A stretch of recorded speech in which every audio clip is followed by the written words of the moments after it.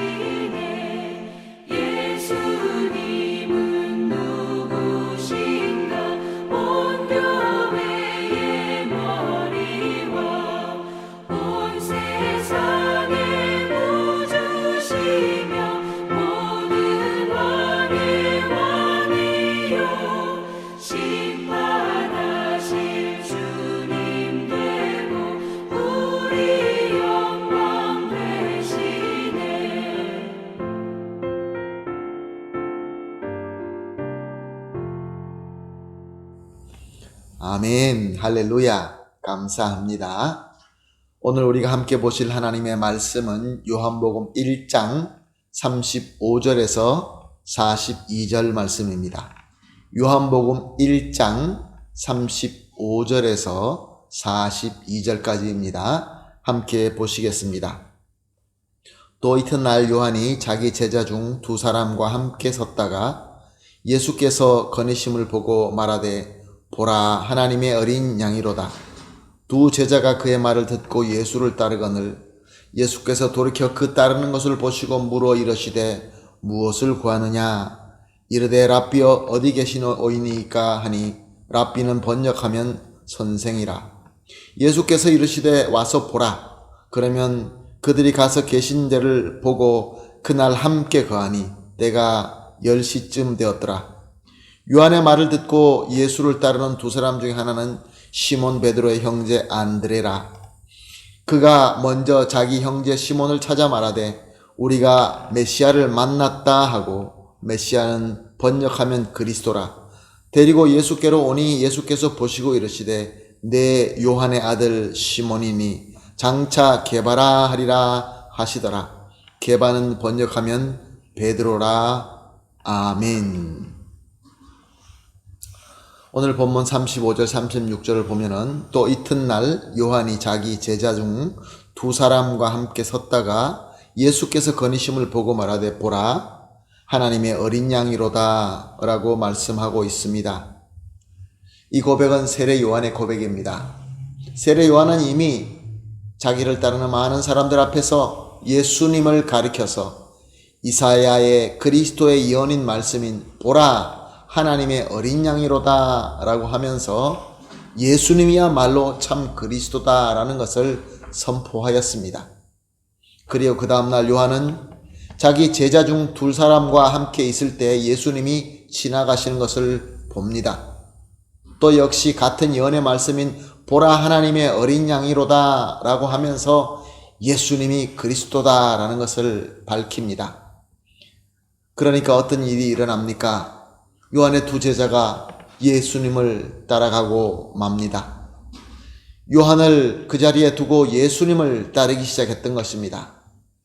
요한은 이렇게 이미 자기가 그리스도를 나는 그의 신발끈을 풀기도 감당하지 못하겠노라 라고 고백하였던 것입니다.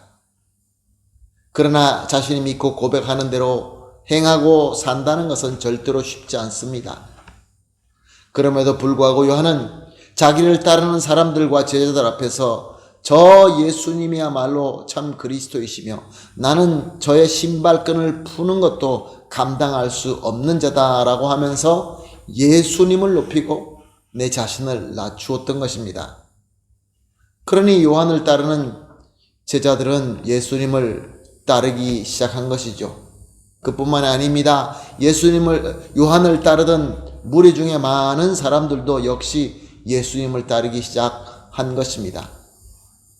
요한복음 3장 30절에 보면은 세례 요한이 이렇게 고백하였습니다. 그는 흥하여야 하겠고 나는 쇠하여야 하리라. 사랑하는 성도 여러분, 요한은 이렇게 자기가 예수님을 그리스도로 믿고 고백하는 것이 예수님을 높이고 내 자신을 낮춘다는 것을 알고 예수님은 흥하게 되지만 나는 쇠하리라는 것을 잘 알면서도 자기를 예수님으로부터 낮추고 예수님만 올려드렸던 것입니다. 예수님께서 비유로 말씀하신 것처럼 자기 자신을 미랄로 드렸던 것입니다. 얼마나 훌륭한 신앙입니까? 내가 손해보는 줄 알면서도 예수님을 올리고 나를 낮춘 것이죠. 자, 예수님을 따른 두 제자들은, 요한의 두 제자는 안드레와 요한이었습니다. 41절을 보게 되면 안드레가 자기의 형제인 시몬을 찾아가서 우리가 메시아를 만났다라고 고백합니다. 이 두 제자가 예수님을 따라가서 보니까 정말로 예수님이 예언된 메시아라는 것을 깨닫게 된 것입니다. 이렇게 예수님이 그리스도라는 것을 깨닫게 되자 안드레는 자기 형제인 시몬에게 달려와서 이 사실을 알리고 예수님께로 그를 데리고 온 것입니다. 이렇게 안드레와 요한과 베드로는 예수님을 메시아로 알고 믿고 따르는 제자가 되었던 것입니다. 사랑하는 성도 여러분, 오늘 말씀을 통하여 우리가 나에게 스스로 이런 질문을 해보았으면 좋겠습니다. 나는 예수님을 그리스도로 믿고 행하는 것이 나에게 손해가 된다 할지라도 그대로 하겠습니까? 예수님은 점점 흥하고 나는 쇠해져도 그래도 예수님을 믿고 예수님을 믿는 그 고백대로 사시겠습니까?